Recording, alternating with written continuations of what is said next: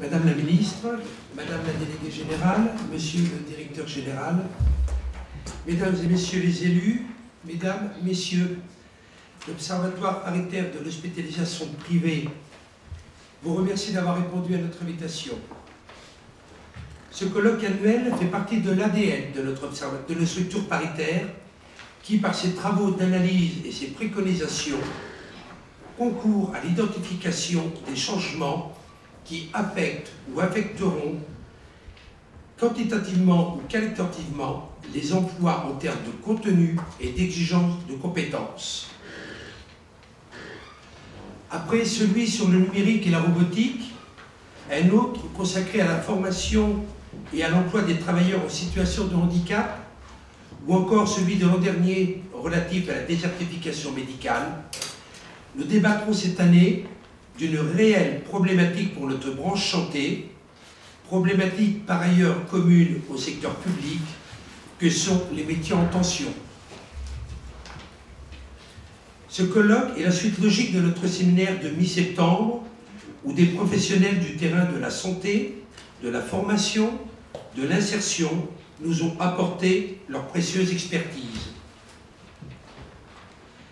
Cette situation des métiers en tension engendre très souvent un surcroît d'activité pour les personnes en poste, avec moult incidences sur leur santé mentale ou physique, mais aussi des risques dans la prise en charge de nos patients pour le secteur sanitaire ou des résidents pour le secteur médico-social, risques pouvant involontairement, faute de moyens humains, et dans certains cas s'apparenter à une forme de maltraitance. Cette tension dans les recrutements touche particulièrement les aides-soignantes, les infirmières, les kinés, les ergos et les pharmaciens, avec des causes différentes, je vous le concède. Alors, sans empiéter sur les prochaines interventions, notamment celle de Corinne Grenier, attendons-nous sur le cas de l'aide-soignante, de mon avis le plus significatif des métiers en tension dans notre branche de l'hospitalisation privée. Quelques chiffres. Plus de 50% des recrutements sont jugés difficiles, avec des disparités régionales ou de bassin d'emploi, que l'on soit en milieu rural ou urbain, mais aussi des disparités de secteurs entre le secteur sanitaire et médico-social. L'aide-soignante est donc un exemple frappant de métier en tension, car les difficultés de recrutement sont très souvent multicauses, contrairement aux kinésithérapeutes où la principale cause de tension est l'attrait du libéral. Le métier d'aide-soignante, métier pourtant plein de sens, n'est plus attractif.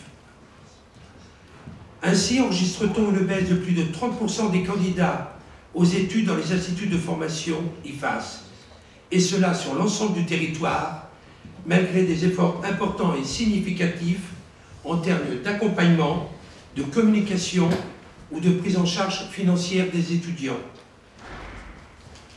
Bon nombre de conseils régionaux, dans leur schéma sanitaire et social, font preuve de créativité pour leurs futurs étudiants et ainsi tenter de maintenir leurs IFAS.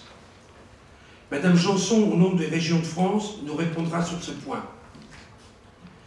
Les écoles aussi déploient des stratégies afin de faire le plein d'élèves, éviter ainsi des fermetures de classes maintenues souvent au prix de nombreux sacrifices. Selon un récent sondage, 97% des aides-soignantes aiment leur métier. Seulement 27% recommanderaient à un proche de se lancer dans cette voie. Nul tabou à évoquer ce manque d'attractivité par la pénibilité ou les faibles rémunérations de nos métiers, mais aussi par un manque évident et criant de passerelles d'évolution, toutes légitimes, vers des métiers du soin plus valorisants en termes de responsabilité ou d'image. Il existe aujourd'hui un écart considérable entre l'aspect aspirationnel des candidats et la réalité du terrain, où il faut, faute de financement idoine, faire sans cesse plus avec moins de moyens techniques ou humains. Sur l'attractivité, aujourd'hui, les jeunes bacheliers visent souvent des formations plus nobles, phénomène accentué dernièrement avec Parcoursup. Le bac en poche Ils refusent le plus souvent l'apprentissage, pourtant en voie d'excellence. Phénomène également constaté pour les formations d'infirmières. Le concours d'entrée est aussi un frein à entrer en école. Sa suppression devrait être un levier important pour attirer de nouveaux élèves. Sur la pénibilité, c'est une réalité et nous ne devons pas éluder ce facteur. La moyenne d'exercice d'une aide-soignant est de 7 ans, 7 années. Il conviendra de prendre en compte et surtout de ne pas oublier les troubles musculo-squelettiques dont souffrent les aides-soignants, pour la plupart, avec un taux intolérable et insoutenable d'accidents de travail ou de maladies professionnelles, très largement supérieur à celui du bâtiment. Plus de 79% des aides-soignants avouent être en souffrance physique ou mentale.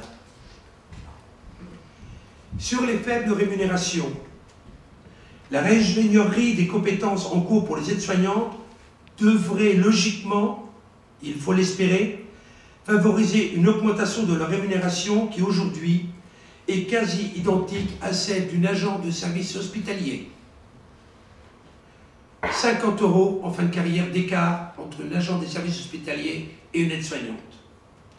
Il y a besoin d'une véritable reconnaissance financière des compétences de l'aide-soignante et non pas seulement un démarrage de carrière avec une grille inférieure au SMIC. Sur le sentiment d'enfermement ou la peur de perdre une expertise professionnelle, cette crainte revient très souvent, notamment chez les aides-soignantes en EHPAD. Je vous renvoie à consulter l'étude récente réalisée par l'Observatoire sur le parcours d'une aide-soignante et d'une IDE. Cette étude est disponible en téléchargement sur notre site. Sur les rares passerelles de formation, afin d'assurer une évolution professionnelle toute légitime, c'est un élément important et déterminant et un véritable frein à entrer en formation. Passer d'agent des services hôteliers à aide-soignante via la formation continue est encore possible pour les plus déterminés. Mais le passage de la fonction de aide-soignante à celle d'IDE est devenu quasi impossible avec la dernière réforme de la formation et ses restrictions de financement. Enfin, la volubilité des personnels est un phénomène nouveau chez les jeunes diplômés. Ces derniers préfèrent aujourd'hui des contrats CDD aux contrats CDI, ce qui leur permet d'aller d'entreprise en entreprise, parfois en véritables mercenaires sur le plan des rémunérations. Ils ont la soif toute légitime de tester telle ou telle entreprise avant de s'opposer professionnellement parlant. Alors, cette problématique des métiers dits en tension n'est-elle pas l'occasion de réfléchir à d'autres fonctionnements de notre système, de prise en charge de nos patients dans le sanitaire ou des résidents dans le médico-social? Les techniques interventionnelles vont-elles encore évoluer, entraîner une réorganisation de l'hospitalisation, comme le séisme que nous avons connu avec le virage sur l'ambulatoire? Est-il utopiste de penser que la bulle numérique permettra un jour, via les progrès de la robotique et de l'intelligence artificielle, de réaliser des interventions sans hospitalisation? La prise en charge en EHPAD, aussi avec d'autres structures, je pense au combiné maintien à domicile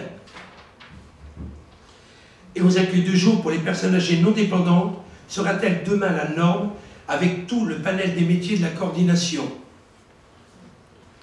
Toutes ces probables évolutions à court, moyen ou long terme font que les métiers d'aujourd'hui, on le sait, ne seront plus les métiers de demain pour 80% d'entre eux dans notre secteur. Alors justement, quels nouveaux métiers demain dans le champ du sanitaire et du médico-social? Quelles évolutions des compétences, avec quels encadrements des délégations de tâches? Quels nouveaux référentiels? Est-il irréaliste ou utopique d'imaginer une nouvelle organisation du temps de travail? Je pense notamment au personnel travaillant dans des structures lourdes.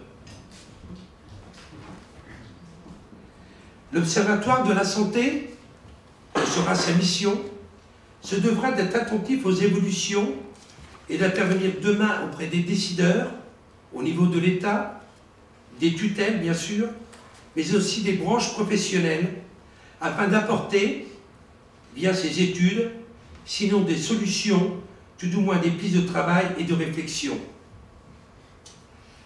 Les résultats dans le premier trimestre 2020 de notre étude avec l'école de management Kedge, étude qui se veut en fait une photographie de ce que pourrait être la santé à l'aube de 2040, avec la mise en évidence des grandes tendances sur les modes de prise en charge, sur les pathologies, les techniques opératoires, la prévention, la prédiction, etc., nous aidera à susciter une réflexion générale sur notre système de santé et les besoins en compétences y afférents.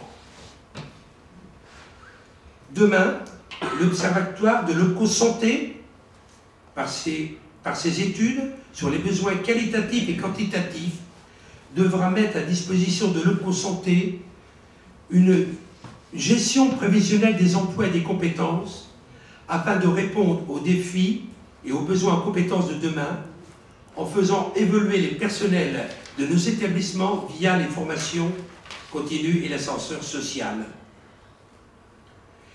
Il nous faudrait être attentifs à ne pas investir à outrance dans des formations d'obsolescence, appelées demain à disparaître, ou au contraire, à trop tarder à mettre en place les formations nécessaires à l'exercice des nouveaux métiers.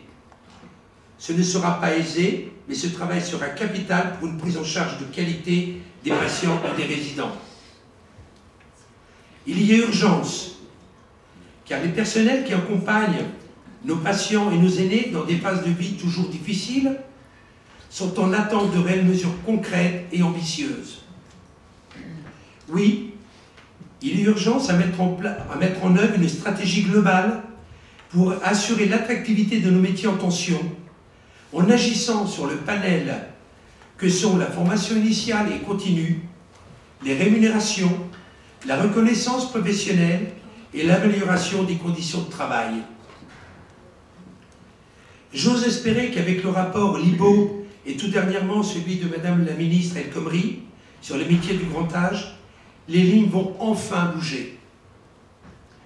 Madame la ministre nous apportera des précisions sur son analyse et ses préconisations contenues dans son rapport. Je remercie encore l'ensemble des intervenants à ce colloque, que les travaux de ce jour, que de nos débats, contributions et interventions naissent des réflexions, questionnements riches et constructifs. Merci.